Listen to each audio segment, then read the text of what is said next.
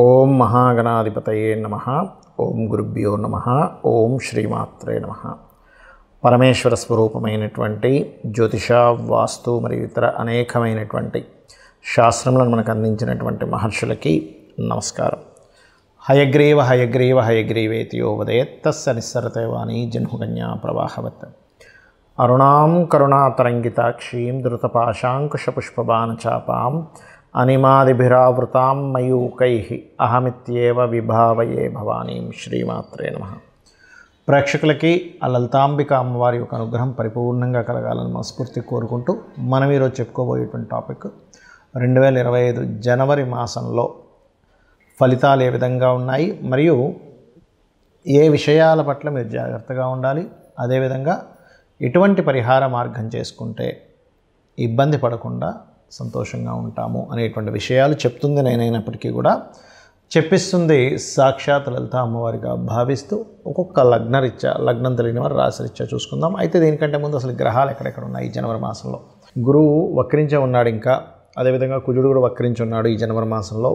అదేవిధంగా కేతు కన్యారాశిలోని, బుధుడు వృశ్చికంలో ఉంటూ 4వ తేదీ ధనస్సులోకి, 25వ తేదీ మకరంలోకి ఎంటర్ అవుతున్నాడు. చంద్రుడైతే మొత్తం ఒక నెలలో ఒక రౌండ్, అంటే ఈ యొక్క మకరం నుంచి మళ్ళీ మకరం వరకు చేరుకుంటాడు. రవి 14వ తేదీ ధనస్సు నుంచి మకరంలోకి, శుక్రుడు శని కుంభరాశిలో ఉన్నాడు. ఈ శుక్రుడు మీనంలోకి రాహువుని చేరుకుంటాడు. రాహు మీనంలో ఉన్నాడు. 28వ తేదీ చేరుకుంటున్నాడు. అంటే ఆల్మోస్ట్ నెల రోజులు మొత్తం శుక్రుడు ఇక్కడే ఉంటాడు.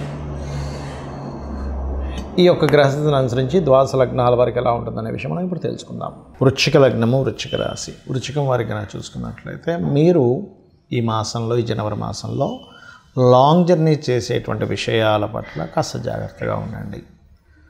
ధనాధిపతి సప్తమ స్థానంలో ఉన్నందుకు కాస్త ఈ ప్రాపర్టీ రిలేటెడ్ వాటి మూలంగా, కన్స్ట్రక్షన్ రిలేటెడ్ వాటి మూలంగా గతంలో ఆగిపోయినటువంటివి కొంత ముందుకు కదలడము, విదేశీ వాటి మూలంగా ధనయోగం రావడము, క్రియేటివ్ రిలేటెడ్ వాటి మూలంగా ధనయోగం రావడం అనేటువంటి చాలా స్పష్టంగా గోచరిస్తుంది. కాకపోతే అర్ధాష్టమి శని ప్రభావం వల్ల కొంచెం, అంటే ఈ చదువు విషయంలో లేదా కన్స్ట్రక్షన్స్ ఏదైనా మీరు చేయనటువంటి దానికి కొంత నిందపడడం ఇట్లాంటివి జరుగుతుంటాయి. డోంట్ వరీ, అదొక రకంగా పాఠాన్ని నేర్పిస్తున్నాను అనుకోండి. అయితే శుక్రుడు వచ్చి చేరినందుకు కొంత సపోర్ట్ అనేటువంటిది కూడా లభిస్తుంది. అదేవిధంగా మరొక విషయం ఏంటంటే, ఇక్కడ ఈ పంచమ రాహు ఉన్నందుకు ప్రెగ్నెన్సీతో ఉండేటువంటి ఎవరైతే ఉంటారో స్త్రీలు ముఖ్యంగా జాగ్రత్తగా ఉండండి.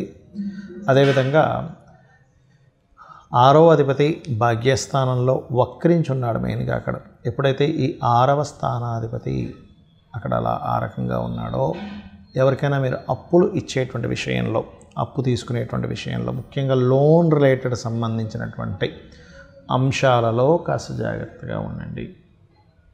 అలాగే మీ యొక్క జీవిత భాగస్వామికి ఎప్పటి నుంచో ఉద్యోగం కోసం ప్రయత్నం చేసేటువంటి ప్రయత్నం ఇప్పుడు ఫలించేటువంటి గ్రహస్థితి ఉంది.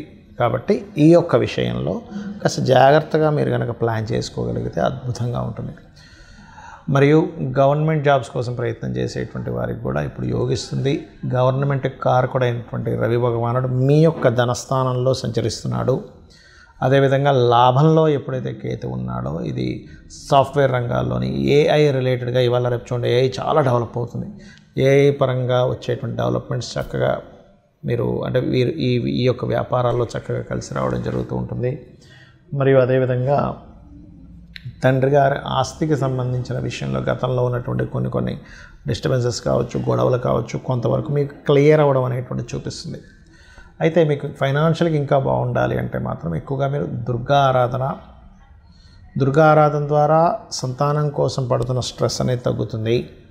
మరియు ఫ్రెండ్స్ వల్ల వచ్చేటువంటి ఇబ్బందులు ఏమైనా ఉంటే, కొంతమంది అంటే నిజమైన ఫ్రెండ్స్తో ఎప్పుడు రాదు, ఫ్రెండ్స్ అని ముసుగులో మనల్ని ఇబ్బంది పెడుతుంటారు కొంతమంది, అటువంటి వాటి వల్ల ఇబ్బంది అనేటువంటి తగ్గుతుంది. మరియు అదేవిధంగా రవి 2వ స్థానంలో ఉన్నందుకు, పర్టికులర్గా ఇక్కడ సూర్యుడు గనక 2వ స్థానంలో ఉన్నంతసేపు, అంటే ఈ సూర్య భగవానుడు గవర్నమెంట్కి, మీ వృత్తికి కారకుడు అవుతున్నాడు. మెడికల్ రంగాల్లో ఉండేటువంటి వారికి ఫైనాన్షియల్ గ్రోత్ పెరగడము, ఉద్యోగ సంబంధంగా రావాల్సిన ధనం రావడము, అటువంటివి ఏమైనా సరే గతంలో కొంతమంది చూడండి, పలానా దగ్గర జాబ్ చేశాను, వాళ్ళకి ఇబ్బంది ఉంది, నాకు ఇంకా శాలరీ రాలేదు, ఈ మధ్య ఇస్తా అన్నారు అంటుంటారు. అయితే నేను చెప్పేది ఒకటే, 14 జనవరి లోపలే తీసుకోండి. 14 జనవరి దాటితే మళ్ళీ లేట్ అవుతూ ఉంటుంది. ఇక మీరు చేయవలసినటువంటి దేవతా ఆరాధన ముఖ్యంగా దుర్గా ఆరాధన ఎక్కువగా చేయండి. దత్తాత్రేయుడిని జయ గురుదత్త శ్రీ గురుదత్త అని నామస్మరణ చేయండి, అన్ని విధాలా బాగుంటుంది. జ్యోతిష్శాస్త్రంలో ఉన్నటువంటి కొన్ని అపోహలు ఏమిటి, మిత్స్ అంటారు వాటిని, అంటే అనవసరంగా మూఢనమ్మకాలు అనుకోండి. ఇవి నేను మీకు ఈరోజు చెప్పబోతున్నాను, గుర్తుపెట్టుకోండి. ఏమిటవి అంటే ఇవి తెలియాలి. ముఖ్యంగా తెలియకపోవడం వల్ల కూడా ఇబ్బంది పడుతున్నారు చాలామంది అనుకునేది ఏమిటంటే ఏలినాడు శని, అర్ధాష్టమి శని, అష్టమి శని సమయంలో ఏదీ కలిసి రాదు అనుకుంటారు. అది పూర్తిగా తప్పు, గుర్తుపెట్టుకోండి. నేను 100% నేను రీసెర్చ్ చేసి చెప్తున్నాను. అష్టమ శని, అర్ధాష్టమ శని, ఏలినాడు శని కేవలం మీకు కొద్దిగా ఆలస్యము, అనుభవము, ఒక విషయాన్ని నేర్పేలాగా కర్మకారకుడు మీకు ఆ స్థానాల్లో ఉండి ఇస్తాడు. అంటే మీ యొక్క కర్మ ఏంటంటే ఆ సమయంలో కొంచెం స్ట్రెస్ అవ్వడం వల్ల జీవితంలో ఏది నిజమో అని తెలుసుకుంటారు, కానీ ఏది కలిసి రాకపోవడం కాదు, గుర్తుపెట్టుకోండి. కలిసి రావాలంటే ఏం చేయాలో నేర్చుకుంటారు మీరు, కలిసి రాకపోవడం కాదు. ఎందుకంటే నేను దీని మీద 140 మంది ప్రెసిడెంట్ల జాతకాలు చూశాను. వాళ్ళకి పర్టికులర్గా ప్రెసిడెంట్లను కాదు, ఎమ్మెల్యేలు, ఎంపీలు చాలామంది జాతకాల్లో, పెద్ద పెద్ద బిజినెస్ మ్యాన్ జాతకాల్లో, ముఖ్యంగా రాజకీయ నాయకుల జాతకాల్లో నేను చూసింది ఏంటంటే ఏలినాడు శని, అర్ధాష్టమి శని, అష్టమి శని సమయాల్లోనే వాళ్ళు పీఎంలు, సీఎంలు కూడా అయ్యారు. మీకు ఎందుకు, మన నరేంద్ర మోడీ గారు ఏలినాడు శనిలోనే ఆయన పీఎంగా ఉన్నది వృశ్చిక రాశి. జగన్ అతను అష్టమ శనిలోనే ఆయన సీఎంగా నిలబడ్డారు. మన ఎంతోమంది, చంద్రబాబు నాయుడు గారు కావచ్చు, స్వర్గీయ ఎన్టీ రామారావు గారు కావచ్చు. నేను చెప్పేది ఒకటే, అంటే రాజ్యాన్నే ఇస్తున్నటువంటి శని మీకెందుకు ఏమీ కలిసి రాకుండా చేస్తాడంటే ఒక్కసారి ఆలోచించండి. ఎందుకంటే నేను ఈ విషయాన్ని ఎందుకు స్పష్టంగా చెప్తున్నానంటే అనవసరంగా ఇదేమీ కలిసి రాదేమో అని ఏమీ చేయకుండా ఉండిపోతున్నారు. అది కాదు. శని అంటే కర్మకారకుడు, విజయానికి కారకుడు. కష్టం ఇస్తాడు, ఇవ్వడం నేను అనట్లే. స్లో మూమెంట్, స్లో ఉంటుంది. కానీ అదే శని భగవాను కనుక మీరు చక్కగా దీపారాధన చేసి రెగ్యులర్గా ఒక ఆంజనేయ స్వామి ఆలయమో, నరసింహస్వామి ఆలయమో, స్కందుడు ఆలయానికి వెళ్ళారనుకోండి, 100% పాజిటివ్ ఫలితాలు ఇస్తాడు. ఇక రెండవది ఏంటంటే కాలసర్పదోషం గురించి చాలామంది భయపడుతున్నారు. కాలసర్పదోషం కాలానికి సంబంధించినటువంటిది. అంటే దేశ కాల సంబంధించిన పరిస్థితులు ఎలా ఉంటాయి చెప్పేటువంటి అంశం. జన్మజాతకానికి అప్లై చేయకూడదు కాలసర్పదోషానికి, కేవలం సర్పదోషాలను మాత్రం అప్లై చేయాలి. మరి కాలసర్పదోషానికి ఒక ప్రెడిక్షన్ ఉంటుంది కదా అంటే ఉంటుంది, దానికి ఒక ప్రెడిక్షన్ ఉంటుంది, అంతేగాని ఎందుకు కలిసి రాదని కాదు. మెగాస్టార్ చిరంజీవి గారికి ఉంది కాలసర్పదోషం. ఎంతోమంది రాజకీయ నాయకుల్లో పెద్ద పెద్ద రేంజ్లో వెళ్ళిన వాళ్ళకి, పెద్ద పెద్ద బిజినెస్ పీపుల్కి నేను చూశాను కాలసర్పదోషం. మరి వాళ్ళు ఎందుకు అలా ఆ రేంజ్లోకి ఎదిగారు అనేది ఒక్కసారి ఆలోచించండి. ఆస్ట్రాలజీ 100% ఉంది, కానీ దాన్ని రీసెర్చ్ చేసి దాన్ని అర్థం చేసుకొని దాన్ని ఎలాగ మనకి ఎందుకు అందించారనే విషయాన్ని పూర్తిగా అర్థం చేసుకోవాలి. అలాగే మరొక విషయం ఏంటంటే, ఒకటి, ప్రతిసారి కూడా మనం ప్రతిదానికి కూడా ఏలినాడు శననో సర్పదోషం ఉందనో పెట్టుకుంటాం. అలా కాదు. పర్టికులర్ భావం అంటే మీకు వివాహం అవ్వటం లేదు, ఓకే, 7th లార్డ్ ఎవరయ్యారు చూసుకొని ఆ 7th లార్డ్ బలహీనంగా ఉన్నాడా, అందుకే అవ్వట్లేదు, దాన్ని చిన్న చిన్న మంత్రాలతో, లలితసహస్రనామం ఉంది, అందులో ఓం కామేశబద్ధ మాంగళ్య సూత్ర శోభిత కందరాయ నమః ఖచ్చితంగా ఇంట్లో కూర్చొని చక్కగా చేసుకొని ఫ్రీ అయిపోతుంది. దానికి అంతేగాని అమ్మో దీనికి ఏదో లక్షలు కట్టించి పూజ చేసుకోవాలి అప్పుడే నాకు ఆ దోషం పోతుంది అనేటువంటిది కాదు.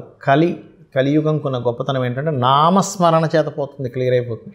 మీ దగ్గర డబ్బులు ఉన్నాయి, నేను చక్కగా పూజ చేయించుకుంటాను, ఇంటికి పురోహితుని పిలిపించి ఒక హోమం చేయించుకుంటానంటే చేయించుకోండి, ఏమీ తప్పు కాదు. అది ధనం ఉంటే చక్కగా ఇంటికి పురోహితుని పిలిపించుకొని చక్కగా పూజ చేసి అతనికి దక్షిణ ఇచ్చి 10 మందికి భోజనాలు పెట్టండి. దానివల్ల ఒక సిస్టమ్ అంటే మనీ సర్క్యులేట్ అవుతుంది, దానివల్ల దేవతలు కూడా ఆనందిస్తారు, నేను కాదనట్లే. కానీ డబ్బులు లేకపోయినా అప్పులు చేసి మాత్రం ఎట్టి పరిస్థితుల్లో మీరు పూజ చేస్తేనే వర్కౌట్ అవుతుందని మాత్రం ఏమీ లేదు. ఎందుకంటే భగవంతుడికి అన్నీ తెలుసు.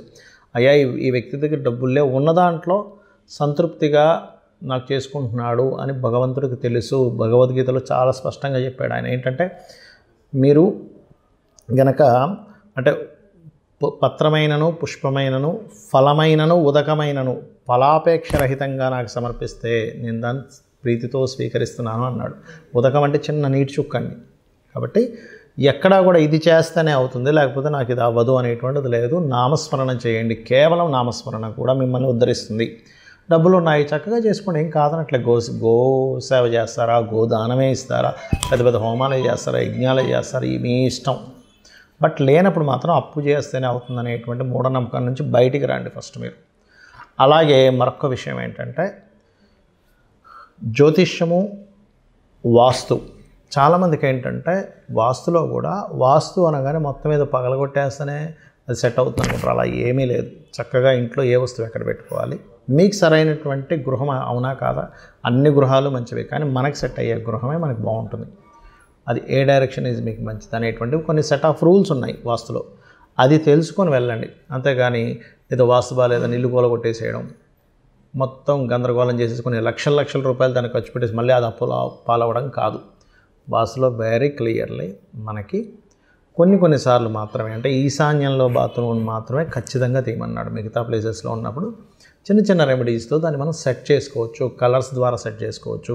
ఒక వస్తువు ఒక దగ్గర ఉండడం ద్వారా సెట్ చేసుకోవచ్చు. మనం ఇంట్లో ఒక పని ఒక దగ్గర చేయడం ద్వారా సెట్ చేసుకోవచ్చు. సో ఇది అర్థం చేసుకోండి. అనవసరంగా ఏదో అయిపోతుందని భయం కోసం కాదు. ఆస్ట్రాలజీ కానీ వాస్తు కానీ ఉన్నది ఏంటంటే అది మనకు వెలుగుని చూపించాలి, ఒక దారిని చూపించడానికి ఉన్నది. కాబట్టి మీ అందరూ కూడా అమ్మవారి అనుగ్రహానికి పాత్రలు అవ్వాలని మనస్ఫూర్తిగా కోరుకుంటూ శ్రీమాత్రే నమః.